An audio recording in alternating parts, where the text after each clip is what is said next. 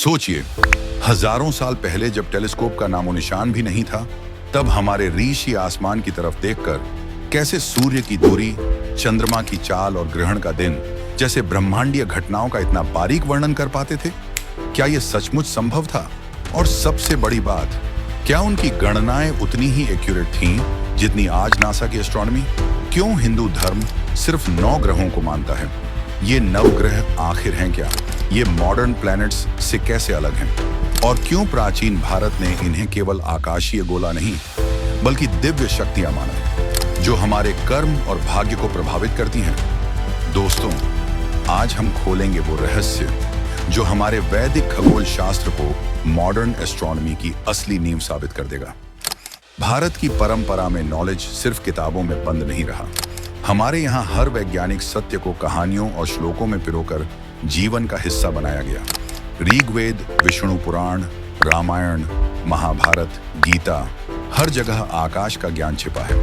इतिहास में 2500 ईसा पूर्व से 500 ईस्वी के बीच भारत में एस्ट्रोनॉमी के कई ग्रंथ लिखे गए। ऋग्वेद, जो लगभग 4000 साल पहले लिखा गया था, उसमें खगोल विज्ञान के अलग अलग अनुप्रयोगों का जिक्र मिलता है। सोचिए, 7500 साल पहले से ही भारतीय नवग्रह की पूजा कर रहे थे, जबकि उस समय दुनिया प्लैनेट शब्द तक नहीं जानती थी। और अगर हमें समझना है कि आज 21वीं सदी का हिंदू क्यों ग्रहों की पूजा को अपनी जिंदगी सुधारने का उपाय मानता है, तो हमें यह समझना होगा कि वैदिक दृष्टिकोण से ग्रहों को कैसे देखा जाता था। तो चलिए नवग्रह को जरा विस्तार में समझते हैं। प्राचीन भारत में एस्ट्रोनॉमी और एस्ट्रोलॉजी का गहरा मेल था।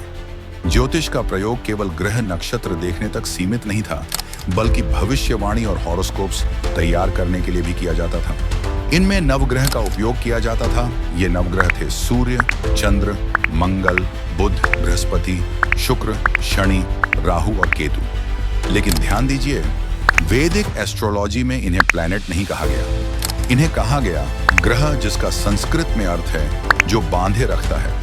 मतलब ये सिर्फ और स्पेस रॉक्स नहीं थे, बल्कि ऐसी शक्तियां थीं जो इंसान की चेतना, कर्म और किस्मत को बांध लेती है। किसी समय पर उनका स्थान और मेल किसी मनुष्य के जीवन में सद्भाव को बना भी सकते हैं और बिगाड़ भी सकते हैं। इन नवग्रहों में से राहु और केतु का कोई मास नहीं है। ये सिर्फ 2 बिंदु हैं जहां सूर्य और चंद्रमा की कक्षाएं मिलती हैं। लेकिन क्योंकि ग्रहण इन्हीं बिंदुओं पर होता है, इन्हें शैडो प्लैनेट्स कहा गया।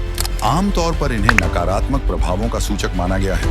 वेदों के अनुसार हर ग्रह जीवन के किसी विशेष पहलू का प्रतिनिधित्व करता है और हर एक ग्रह किसी विशेष देवता के अधिकार क्षेत्र में आता है। सूर्य देव, सूर्य, चंद्र, भगवान शिव, मंगल, हनुमान, बुध, विष्णु, बृहस्पति, देवगुरु बृहस्पति, शुक्र, देवी लक्ष्मी, शनि, देवता शनि, राहु, देवी दुर्गा और केतु, भगवान गणेश। जैसे जेफ बेजोस अमेज़न का चेहरा है और एलोन मस्क टेस्ला का, वैसे ही ये देवता इन कॉस्मिक फोर्सेस के प्रतीक हैं। ये जीवन के अलग अलग पहलुओं को नियंत्रित करते हैं और कर्म का पाठ पढ़ाते हैं।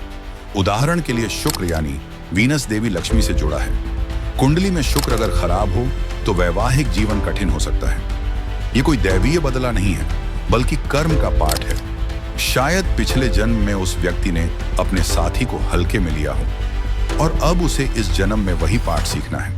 सप्ताह के 7 दिन 7 ग्रहों से जुड़े हैं और उन ग्रहों की पूजा विशेष दिनों पर की जाती है। जब कोई ग्रह नकारात्मक प्रभाव देता है तो उसी ग्रह के दिन उसकी पूजा उपाय के रूप में की जाती है।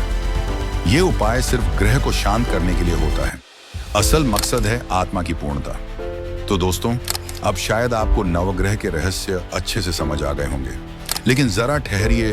प्राचीन भारतीय खगोल विद्या सिर्फ ज्योतिष तक ही सीमित नहीं थी। आगे हम आपको बताएंगे ऐसे अद्भुत रहस्य और स्टडीज जिन्हें सुनकर आप चौंक जाएंगे, क्योंकि जो मॉडर्न एस्ट्रोनॉमी हम आज सुपर मशीन से समझते हैं, वही बातें हमारे ऋषियों ने हजारों साल पहले बिना किसी उपकरण के खोज ली थी।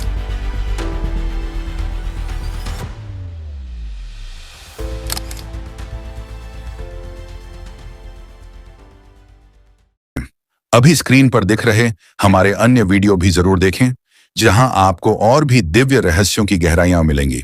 मिलते हैं अगले वीडियो में। तब तक के लिए जय श्री महाकाल।